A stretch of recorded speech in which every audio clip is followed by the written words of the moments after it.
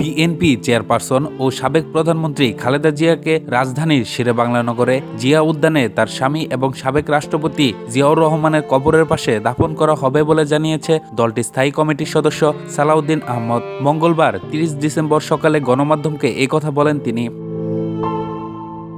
সালাউদ্দিন আহমেদ বলেন, বিএনপির চেয়ারপারসন ও সাবেক প্রধানমন্ত্রী বেগম খালেদা জিয়ার নামাজে জানাজা বুধবার ৩১ ডিসেম্বর বাদ জোহর মানিক মিয়া এভিনিউ অনুষ্ঠিত হবে। পরে তাকে দাফন করা হবে শহীদ রাষ্ট্রপতি জিয়াউর রহমানের কবরের ঠিক পাশে।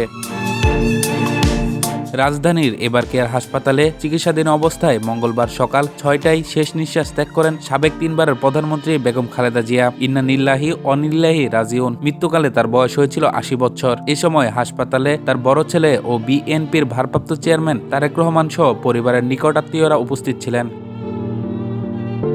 চলতি বছরে ২৩ নভেম্বর রাতে শারীরিক অবস্থার অবনতি হলে খালেদা জিয়াকে এবার কেয়ার হাসপাতালে ভর্তি করা হয়। এর আগে গত ১৫ অক্টোবরও তিনি একই হাসপাতালে ভর্তি হয়েছিলেন। সেদিন তার চিকিৎসায় গঠিত মেডিকেল বোর্ডের সদস্য অধ্যাপক ডক্টর FM সিদ্দিকী জানান, তার বুকে সংক্রমণ ছিল এবং হৃদযন্ত্র ও ফুসফুস আক্রান্ত হয়েছিল।